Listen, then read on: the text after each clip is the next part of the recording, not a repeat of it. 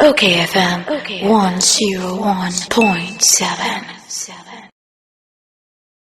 Lawyer Foh-Amoaning ewa lawyer Moses Foh-Amoaning ewa ahomaso a mene no ebetwetwe enkommo na lawyer me mo ache no pay hey etikete me stay catch papa enye ize afishapa tini nka nti mame mo afishapa woni wetifo nyina afe enkonso emeto yen afe enkometo yen pa na me mo abaso me tie a couple of your interviews they are very in depth.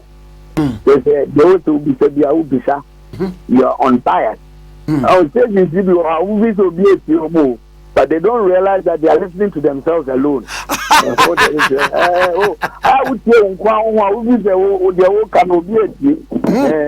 so, I know that 63 to draw ya by you. Oh, that is 63. Then I go ahead draw. Seven, sir. So what am I saying? But they don't know that they are talking to themselves alone.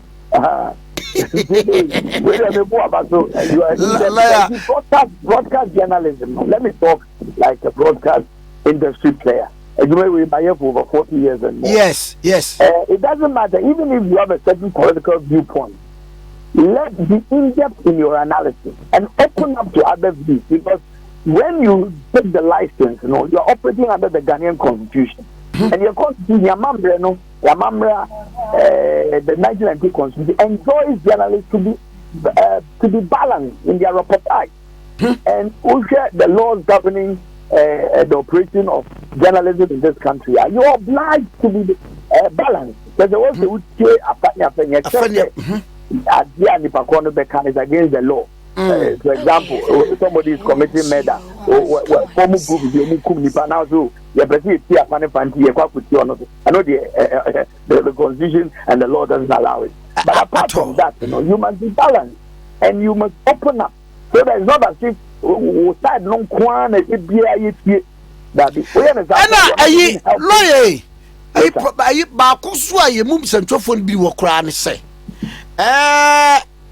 say Supreme Court petition ya be bebre wo hokro no at least no ruling no fucking kind baby wo na wontia se na technical ma wo bi nkire wo mu so wo beba na you well informed about issues. Yeah, obi wo won so kro no a wonim se we ye civil unbalance of probability edintintiman ewo mu sabia CI 99 kra no edie be na egina so pa the keyword ne de be expedition eno so nyina no ebi ye nsua obi okra metiate am say oh NDC for no ne de asam no court ya bo agu oh e de wakata papa na you see yeah me yan say some of the stations but they they are doing something to help the president, but they are not. Because there will be a friend of legal law and a legal strategy. So yeah, according to the law as it stands, the whole can be correct. But in terms of the strategy, I tell you, because you see, the this will be said, I don't think the Supreme Court proceedings here you would give it. The Supreme Court proceedings here you would give it. Yeah, you would think it because this time it is not just an ordinary legal matter. There is a public interest in the whole thing. And you say, lawyer, say you are for the president. Your strategy, it shouldn't just be legal law. It must be broader than that. Oh, they're mentioning. Sometimes when I listen, I feel help for the president because those who are supposed to help him, to be very honest with you, sometimes I really wonder whether they're helping him.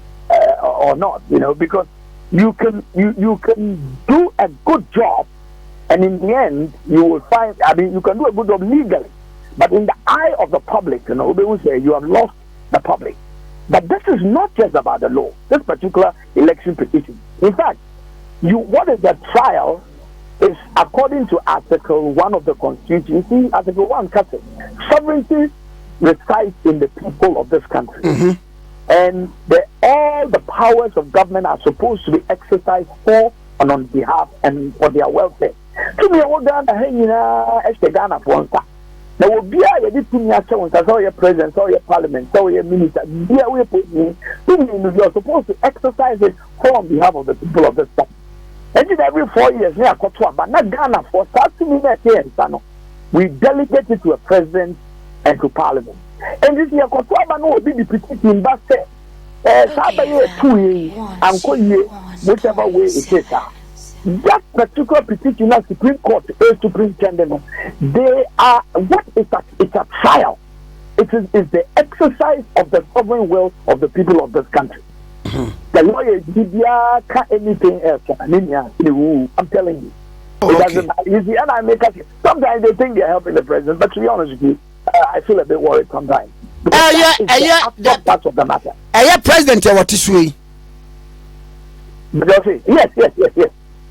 Na ekwan ben na ofi se menka se vacuum bia wo muntimi express emamanfonte case na si with the make can say for good reasons. I want to hold back on the details because sometimes you are watching a certain course backroom where to know better. Because it's also because they're became, and particularly because the matter is live, and I'm a law teacher, I'm a senior law teacher, and that's something the Supreme Court anymore. And you be piana ubetiniaka, and you them so yeah, the woman is almost at court to the I am down for Chief Justice and Justice Martha South a year ago. Now I know I'm the chair civil procedure at the law school. Justice, your friend saying, what is Professor? Me, as you put say, all of them are people I know, and I want to be careful about making comments, and even the lawyers who are in the case, So I want to be a bit careful. To be a there's a higher crown. Do it. Mate, lawyer, my friend Yabonkomo. Hey, now when you say my few pass our program, legendary fights. Problem me the cost of the whole episode. If you see 1 hour on television. When you are 4,000, 5,000. Now we have 13 episodes. Better sponsors. Make one of the fights. You hear live between Chris Eubank and then Thomas Watson. No crap, Papa. That was a fantastic. And now Eubank prior. Watson prior. In fact, the British Boxing Board. Oh yes. This process na ma memra asemi so why executive secretary am National Coalition for Proper Human Sexual Rights and Family Values sa gay lesbianism ni ade wa na ho pagya asem na ba wa na sa kwakoto yate se ho asem na sa pagya kakra etisen well it's because you never was it and the way you put Ghana for the Epeja na ehura na kotofom and obia was taking Ghanaian culture we have short memory. Ghana for most sometimes the national culture is that assembly but na journalists also come because we raise the issue but Ghana for they are normal lives they don't forget about it. 2 LGBT but they don't give up. LGBT movement started here in the 50s and 60s, at the 40s and the 50s, and they became very active in the 60s. They have not stopped. When they started, they were a very small-minded organization. This year, they are the largest social reform movement in the whole world over the last century. They have conquered America, they've conquered Europe, they've conquered some few other countries. Africa, Asia, any Muslim countries, Muntumen conquer it with the Omar ideas. It is said the UK, so almost Sheda. Last year, Obekaya. In fact, 2013, Anna Cameron started here, Okasana Professor Men's responding. At time of responding, and a coalition in a tea. It's answered here, this is a Ghana for the UK. Professor Men's Kasa will be a cabin in the Tisha, but Anche and the Koto for me, no. Ghana for, Sianka and 1 month. Nayan, Chicken, woman, etiquette year, and Kofu Buafay. So this coalition, National Coalition for Proper Human Sexual Rights and Family Values, the Executive Secretary, 2013, 18 December, and it includes all Christian organizations, all Muslim organizations, and then all our traditional rulers. Say, ya him for near him, ya money and ya mamre no, a show Montano, or Muka, you could want to friend a tripartite coalition. Make my energy public advocacy near Kakrebi. In fact, last year, 6th of March, which we are cafe, a idea to see, maybe see Africa had that. We set up a 5-fold holistic sexual therapy system. They say, oh, I am not LGBT for assembly, but also Tanya woman, maintenance. Yet, there is an explanation. Now, your question is a message to Magana Party, I said. And there being a scientific explanation for that phenomenon. So, be no Bema, Benya, Tinkaso, and Nonkupa Beda, and now Benya, Tinkaso, and Nonkupa Beda. There's a scientific explanation. And once there's a scientific explanation, there's a solution. It is a solution, no, and one who see a dry this year, no, and no, I pick up more last hospital last year. I'm on for P go through, but Hanopia, young for the vehicle. We have met about 600, 700,000 of them. You know, my bomb pay, Modo, Mama, you to money, no problems. So 6 months, and I inaugurated South Africa because we are prepared to say 6 months in Ghana, a G and one. Now, question called the on society.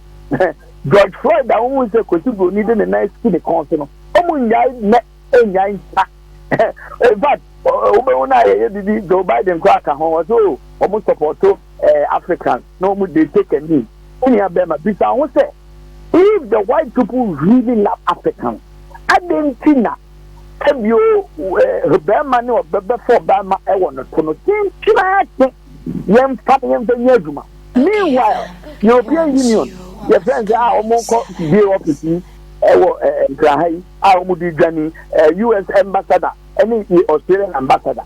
Ghana mission, your friends that you can say, you be who did the Ghana ambassador to UK and now US and now Australia. Obey to me, Corona open officer.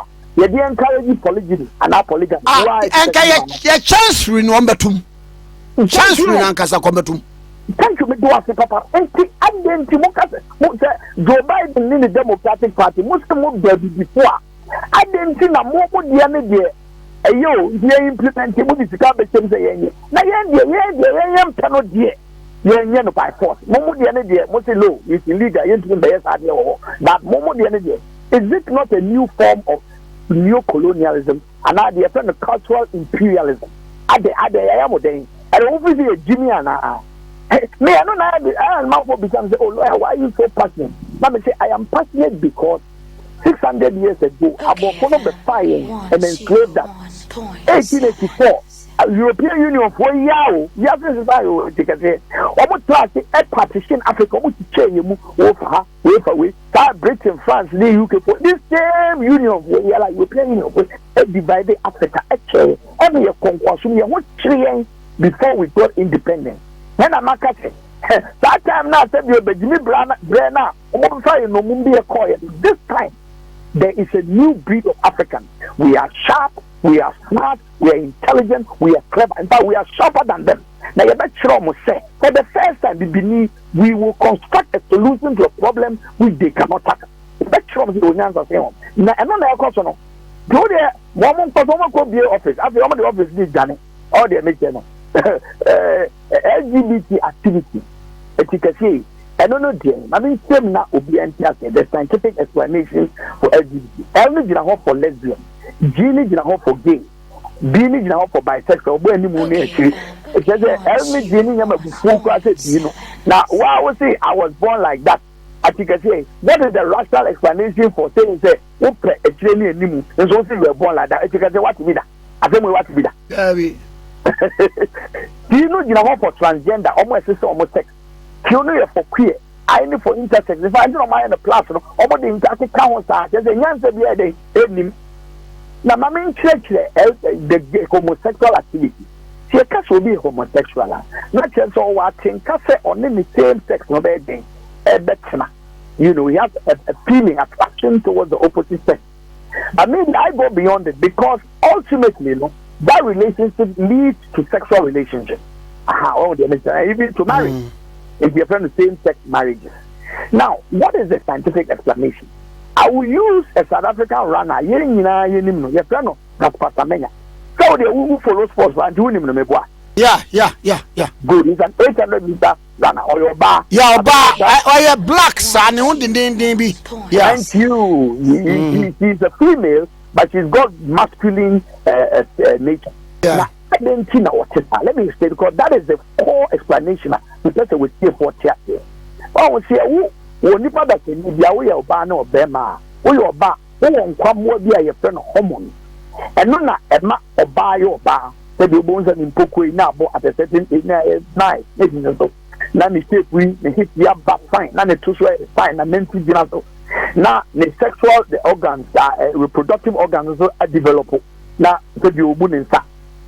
Sign no man, it's this or Barbara Bomuno at a certain age, no hormones, no nae. That hormones, no, or Barney Jenny, your friend of estrogen. Or Bema so car, and Bema won't be do age, we do not, Adam Tapoline play fine. Now, I tell you, you're better so. Obama, me back John, no, so in chair, this year with 50 last me who know a far bucket you and employ dinner. So, say, hey, Bama, but and the cook quiet thing. This is what makes a man with poor body. Some hormones never one member, a man, your friend testosterone. Now, all your bar, a majority of estrogen in your system, hormones, estrogen. If you have 100, you have a bit of testosterone, let's say 5% of it, even less. Some of the doctors can rate it less than that. We are with testosterone, no dorsal, but when your estrogen can create. But to say when you see a freak of nature, I ain't a woman and no moon some, a woman a war in the moon some year. In do say, to take us for Samena or your bow, but the level of testosterone, right, a dorsal. What would you make them? And no thing I saw Berman, and she only in support money to me. I want dinner crown a dorsal thing, the normal female runner. Now, no, International Athletic Association. I can't tell you, say, my dear, the power choke. So, person only managed to me, and your cocoa pet won't mean country says, Tanya, who said most of the LGBT Monica, Tanya, woman, I cannot change, I cannot do anything. Cocoa pet go not empty with a testosterone woman to the normal level of a normal woman. I think that's what they make. Me too, pa. Side problem here is from LGBT, at least the lesbian aspect, no? I know we're grown, and to be catching us say I was born like that, I cannot change that. Who? Because otherwise the International Athletic Association will not tell Casamania say, Uncle a draw hormonal treatment, not entering levels, no so. It is the same for men. Who your Bema, who want your friend to do this here, or your Bema, but we will say estrogen level no high. And don't see why I said the voice now you look at that. Now I have to say man no na and no a man ya think all those Casamania or your barno. Because such a no and no ma in the man and the man ya think cafe and your uncle Barbeda. Because let you high in Juba with your bow and so when you think cafe on the uncle Barbeda a beda. That is what produces that feeling. I almost feel say the person make me uncle buy it, so they get into a lesbian relationship. In the same thing for a man, no, so our excess of estrogen, or Obama, but we don't when you think that's what bar. Although he's a man, he's got the feeling, the edge of the lady to lie with another man. Meaning that's what you're saying. It's your pa. Oh yeah, good. And someone a woman tells a cheer for tears, and because there's a scientific explanation, there's a scientific solution. Now, that solution, no, and I hear holistic sexual therapy system, I hear Bano. You were psychologist, you were psychiatrist, you were endocrinologist, Dr. Foh-Amoaning, and you were counselors, and you were software, so and Yankupon, I saw one Namwa, or to bomb pay to 2 5 if you go. And it can say the American say, you know, because sometimes look as though they say they're buying car, they are discriminating, they are killing the head and high not at all. Yet, dear, one way was such the enemy and their crown. In fact, the coalition will tell you, women with the love of God. See, doing young coupon do ever crash and perform such a game. That is what we have been doing. As I remember, statistics are spending on this issue. You won't believe it because the psychologist, psychiatrist, endocrinologist, we are professionals. And we have helped so many people. Okay. So what's the Ghana? Now the whole thing is a lifestyle. You love it, you like it. Not that you have before but show of room security. Ghana has presently at the Presidential Culture said there are 8 journalists. 3 of them are live on TV. The only give to them LGBT rights card. Over politicians, there are 12 former ministers and MPs. Almost plus academy. Politicians, they are all involved in this issue. Anything now, they will say, "Ah, na at the end of the day, they will be saying, na pia, and pia, almost is here, and almost this guy amount for to do these things." Those of them involved in these activities, yes, from with the lifestyle which is against our customary law, it's against our constitution, and it is against our statutory laws. And so, yeah, you better post what that how you better show, and will prosecute you if you have to do so. Ah, lawyer, madam se pa, komo ya fe ni asha asienti, e free break kono so ye besa no adi komo. Ye da se pa so lawyer. Listen that. Never see the honey adi komo. Mate, you are welcome. Mate. Me da se bye. Lawyer Moses Foh-Amoaning. Ena ye ne na atwen kono K101.7 so enie. OKFM 101.7.